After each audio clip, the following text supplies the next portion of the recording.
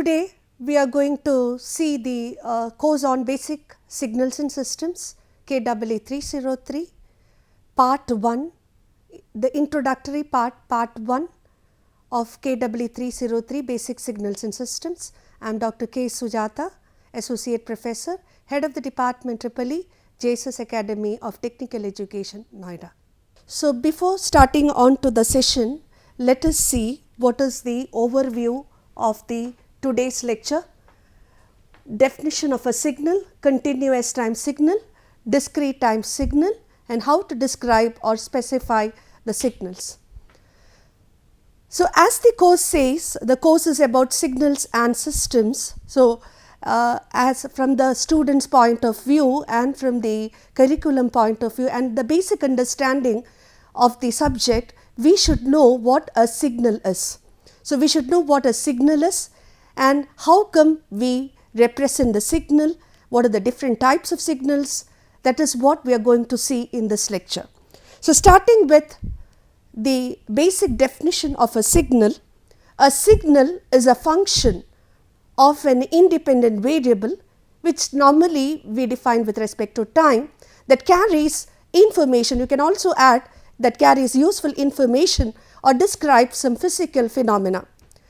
Now, in this course, in this basic signals and systems which is being introduced in the third semester of the curriculum, we define signals which is a function of one variable. Otherwise, a signal can be a function of one or more independent variables.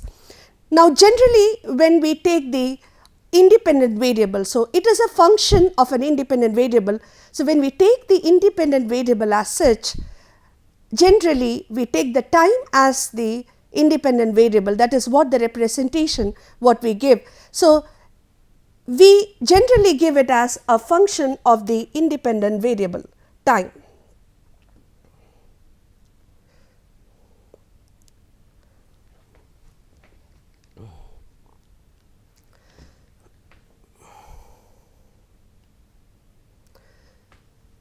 So, if you represent the signal as such, you can see that if you take x of t,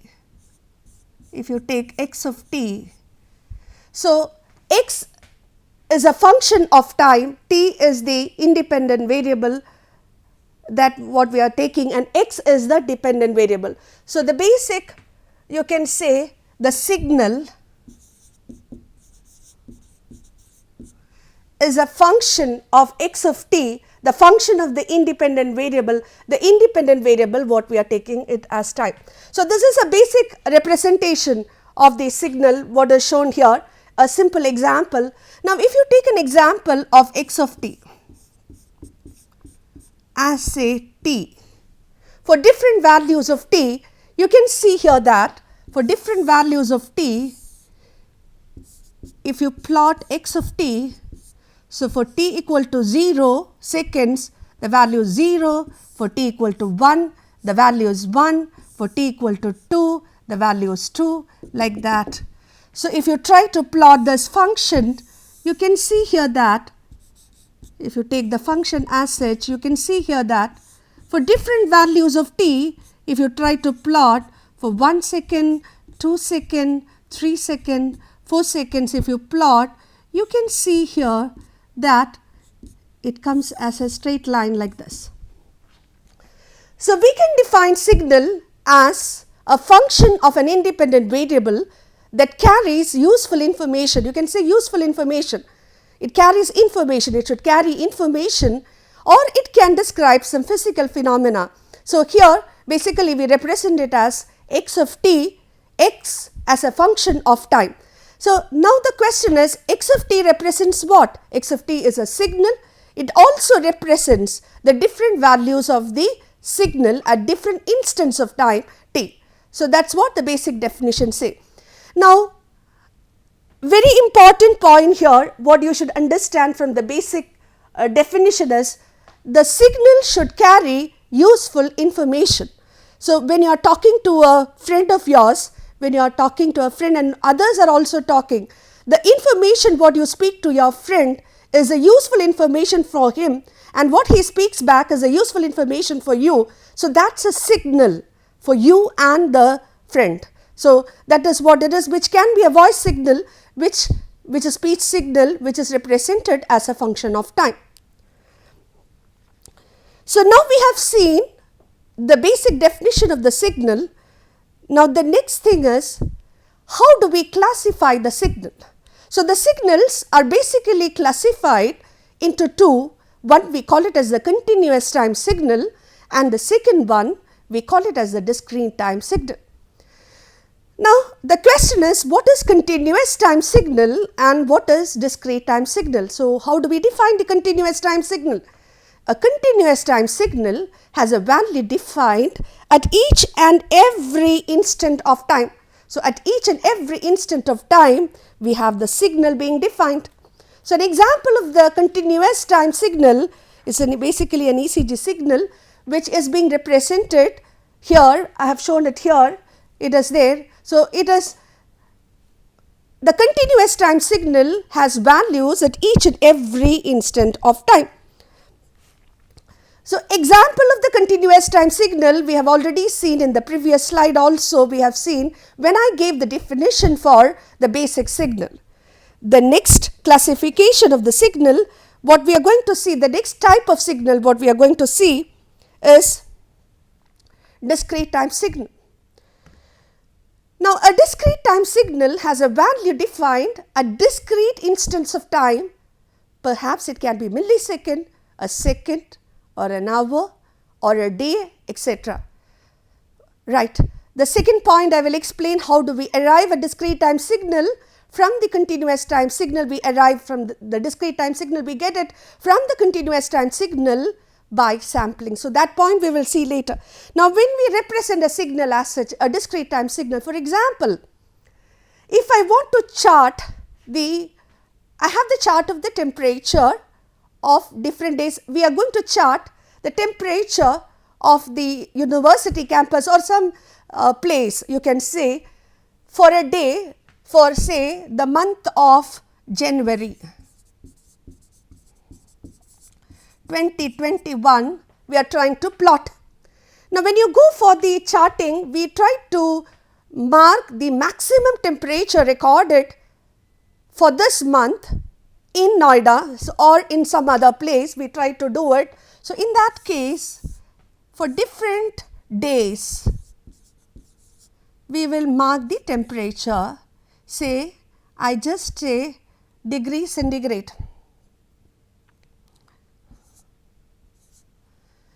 Now, say January 1st, Jan 1st, say let us take the temperature was, say maximum temperature was 10 degree centigrade, then January 2nd till the end of the month, Jan say 31st.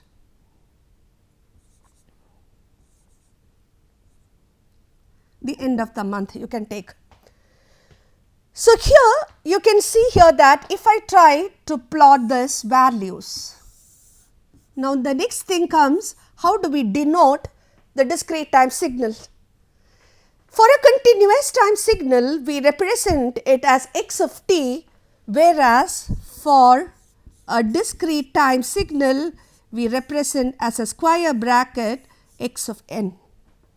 N is the different instance of time for which we measure the values, we take the values. So, here in this case, if I plot x of n for different instance of time, for n equal to 0, n equal to 1, n equal to 2, n equal to 3, like that. So, the first instant, say January 1st, what is the temperature? Say 10, I can plot. So, that is my first. The second, if it is 12, I will plot it as 12.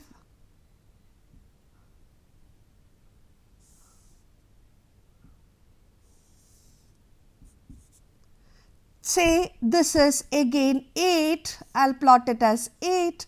So, like that you can plot. So, here the basic thing is we try to represent the signal at discrete instance of time.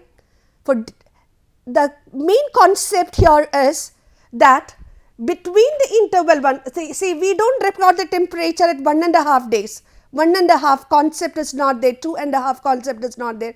It is discrete, it is basically n is an integer, that is 1, 0, 1, 2, 3 to the last value.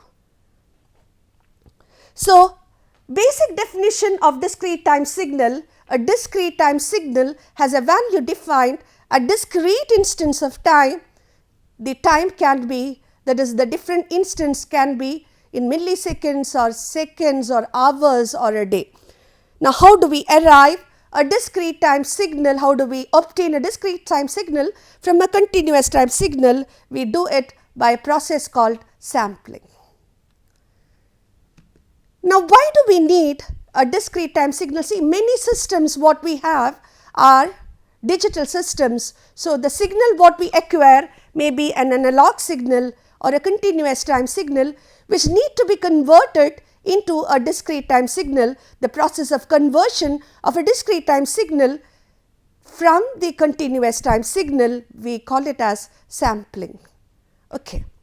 So, what is basically the sampling? We try to obtain the different values of the signals at different instance of time. So, here basically the sampling time we have taken it as Ts. Ts can be 1 second, Ts can be 2 seconds, etc. So, here we have gone for a uniform sampling wherein this is a continuous time signal. So, this is basically a continuous time signal. So, for different instance of time we have tried to sample the values and taken the amplitude. So, this we arrive at the discrete time signal from the continuous time signal by the process called sampling. So, the next concept, as I told you in my flow, how to describe or specify signals. We can describe or specify signals by giving the mathematical description by representing it pictorially. So, here when you go for a mathematical representation, you can see here that x of t is equal to sine 2 pi t. So, this is the mathematical representation of the signal. So, general representation of a sine function is x of t is equal to sine of omega t, where omega is equal to 2 pi f and f is equal to 1 by t. So, you can say omega is equal to 2 pi by t.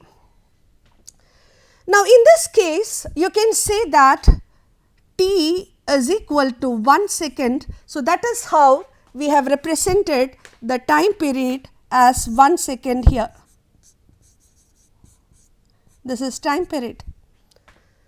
So, this is the basic representation. You can see here, this is the mathematical representation of the signal and this is the pictorial representation of the signal.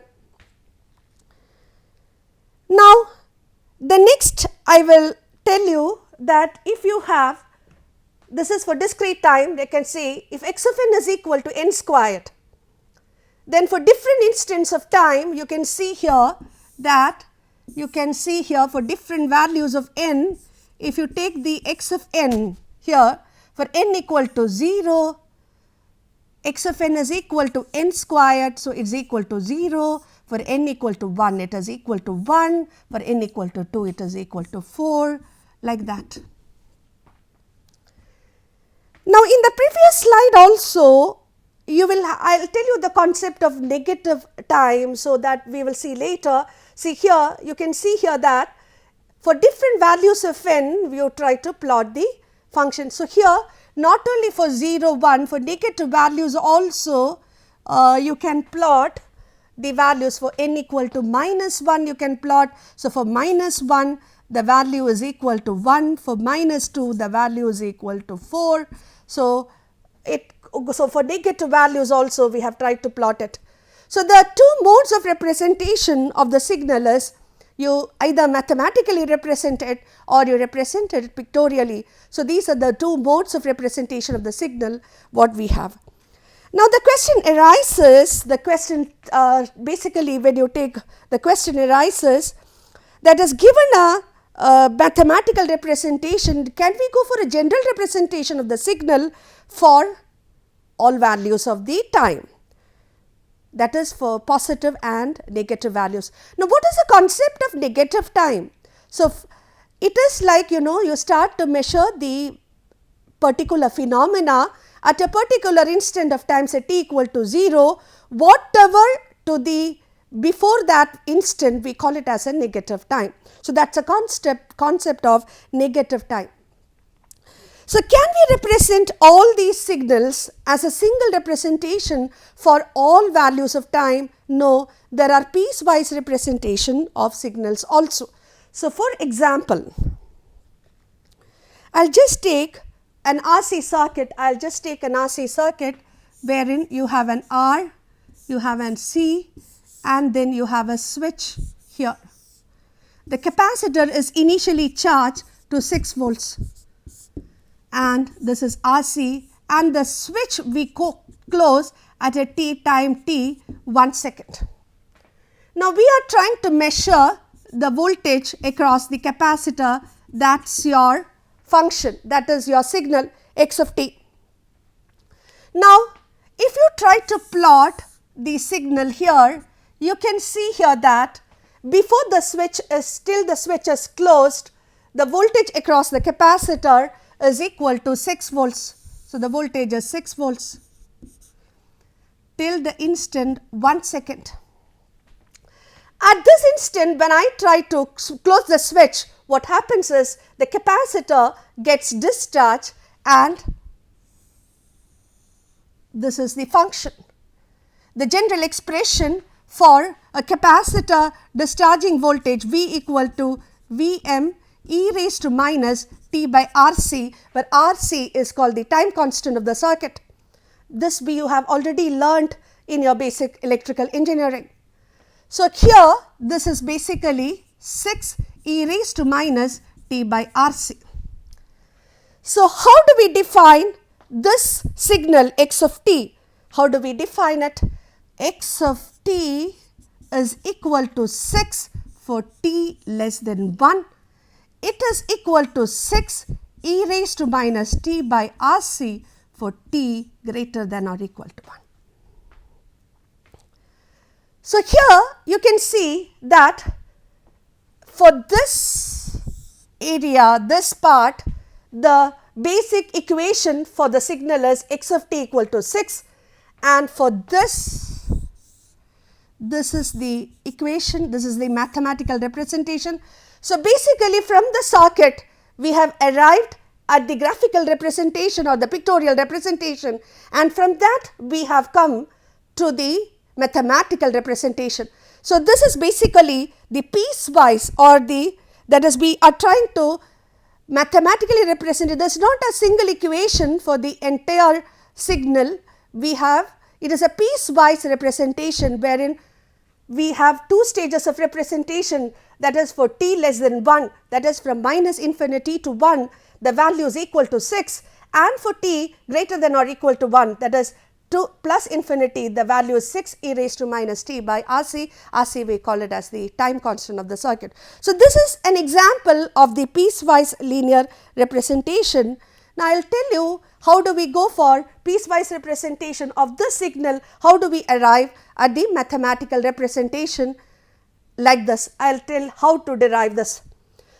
So, basically if you take the signal, this value, this from this value this is equal to 0, and to this also the value is equal to 0. So, that is why I have written here that for minus 1 less than t less than 1, the value for otherwise the value is equal to 0, between this value is 1 minus norm of t, that is t positive value alone you have to take.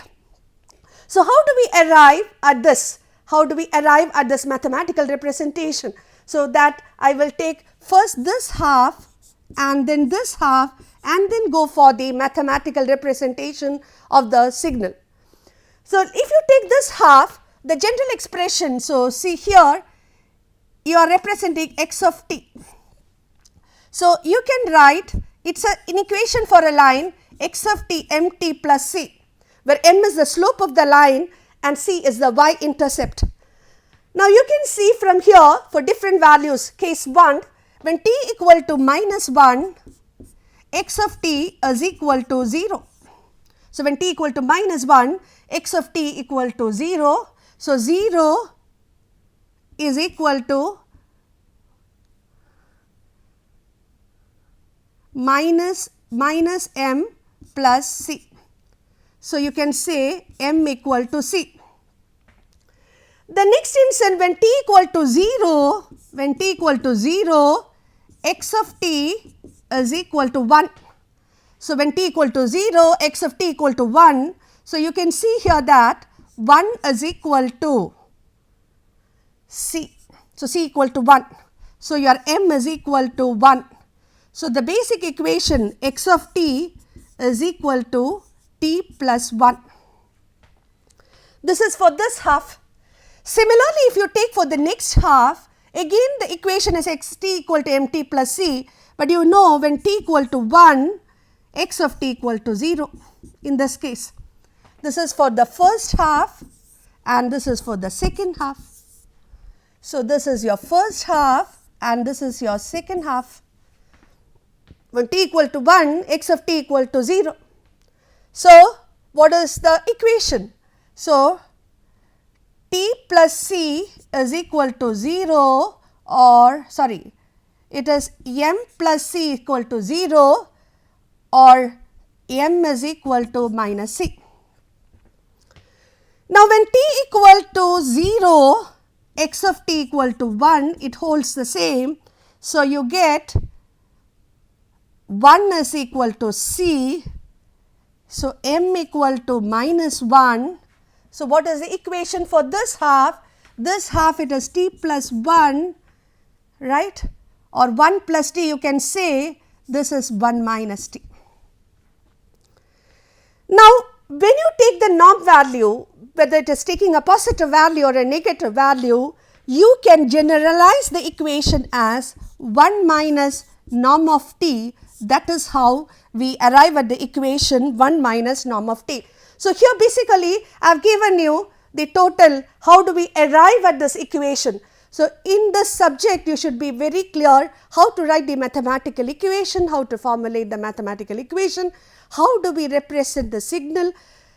Mathematical equations, the fundamentals are very important for this. So, here you can see here that the general expression is 1 minus modulus of t, norm of t, where t only positive values, you need not take the sign into consideration. So, you can see here when t equal to 1, it is goes to 0, when t equal to 0, it goes as 1. So, here it becomes increasing, here it becomes decreasing, otherwise the value goes as 0. So, here again for this signal also you can see here that you cannot represent the signal as a single equation. It is basically you are representing the signal in a piecewise way, wherein for the first part you are going for a particular equation and for the others you go for a particular equation. The same thing I have given you in the previous part also, wherein I went for an RC circuit, I explained the voltage across the capacitor, how do we represent it. So, this we have seen already. Now, it is like I will just summarize what I have taken in the entire lecture, what we have seen in the entire lecture of the unit 1, the first part of the lecture. I defined what is a signal. So, as I told you, a signal is a function of time which carries useful information. It can be a representation of a physical parameter also. Now, signals, there are two types of signals we come across. One is continuous time signal and the second one is discrete time signal. A continuous time signal has a value defined at each and every instant of time, and the general representation of a continuous time signal is x of t. A discrete time signal is one which is defined a discrete instance of time. The general notation is x of n. I have given an example. I told you the plotting of the temperature of a month or any other parameter for discrete values of time. That is what a discrete time, and how do we arrive at discrete time signal from the continuous time signal? By the process called sampling. Now, to description of the signal, we have seen there are two modes of signal. So, in these equations you have seen we describe the signal by a single mathematical equation, and the pictorial representation we give. From the pictorial you can arrive at the mathematical description also, right. But that is not the case in all the cases. We have gone for discrete time signal also x of n equal to n squared.